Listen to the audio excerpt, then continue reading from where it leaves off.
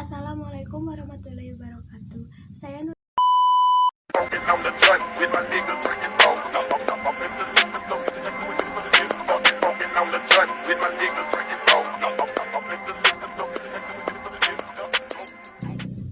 Assalamualaikum warahmatullahi wabarakatuh. Saya Nurihani Pailmana dari kelas 10 MIPA 5. Pertama, saya akan membahas tentang pengertian biogeokimia dan macam-macamnya. Kedua, saya akan membahas tentang proses terjadinya daur karbon dan oksigen. Ketiga, saya akan membahas tentang keterkaitan interaksi antar komponen ekosistem yang terjadi pada daur biogeokimia.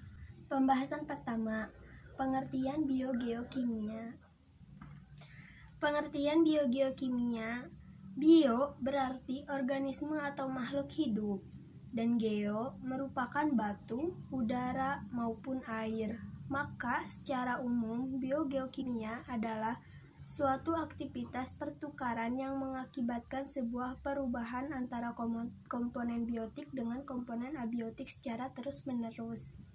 Sedangkan daur biogeokimia adalah sebuah proses daur ulang antara air dengan komponen-komponen kimia, yakni unsur kimia yang melibatkan peran dari makhluk hidup, termasuk di dalamnya ada peran serta manusia dan beberapa geofisika atau bebatuan. Proses daur biogeokimia ini memiliki peran yang sangat penting terutama bagi kehidupan manusia. Macam-macam daur biogeokimia. 1. Daur fosfor. 2. Daur air. 3. Daur belerang atau sulfur.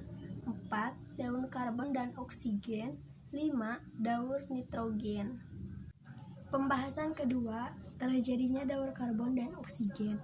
Karbon merupakan salah satu elemen penting dalam kehidupan karena dapat membentuk bahan organik yang dibutuhkan di bumi. Transfer karbon dari satu objek ke objek lain terjadi dalam sebuah siklus yang disebut siklus atau daur karbon. Dalam daur karbon berkaitan dengan produk atau materi penting lain yang dihasilkan yaitu oksigen, sehingga daur karbon dan oksigen dapat dijadikan dalam sebuah siklus. Tahapan daur karbon. Siklus karbon memiliki peran dalam menjaga keseimbangan konsentrasi karbon pada atmosfer, permukaan bumi, dan laut. Jumlah karbon yang tidak seimbang pada salah satu komponen dapat menyebabkan terganggunya keseluruhan siklus dan kondisi bumi. Contoh, jumlah karbon dalam bentuk karbon dioksida pada atmosfer berpengaruh pada perubahan iklim. Pada saat karbon dioksida meningkat, temperatur permukaan bumi juga mengalami peningkatan. Sebaliknya, pada saat konsentrasi karbon dioksida menurun, temperatur permukaan bumi relatif rendah. Organisme yang terlibat dalam daur karbon melibatkan makhluk hidup yang terdiri dari hewan, manusia, dan tumbuhan. Selain itu, organisme pengurai seperti bakteri dan jamur juga terlibat di dalamnya. Secara ringkas, daur karbon dapat dilihat melalui gambar di atas. Tumbuhan pada daur karbon berperan sebagai produsen atau organisme penghasil karbon. Bentuk karbon yang dihasilkan tumbuhan berupa gula C6H12O6 yang merupakan hasil dari fotosintesis. Produk lain yang dihasilkan dari proses fotosintesis adalah oksigen yang dibutuhkan hewan dan manusia untuk bernapas.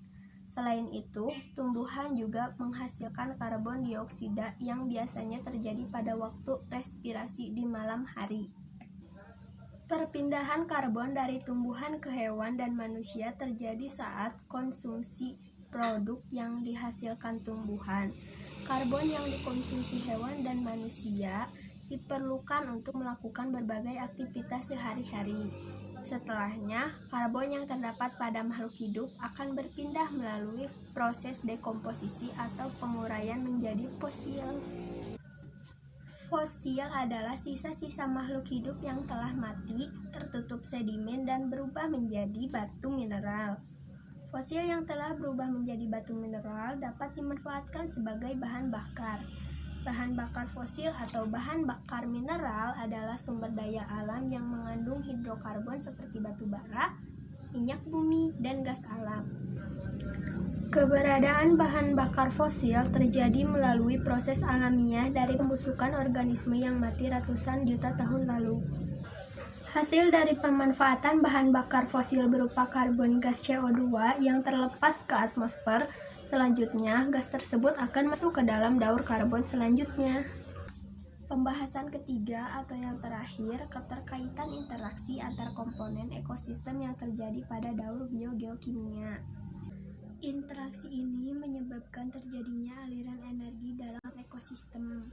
Selain aliran energi di dalam ekosistem, juga terdapat struktur atau lingkaran tropik, keanekaragaman biotik, serta siklus materi. Dengan demikian, ekosistem dapat mempertahankan keseimbangannya. Sekian pembahasan dari saya. Mohon maaf apabila ada kekurangan. Wassalamualaikum warahmatullahi wabarakatuh.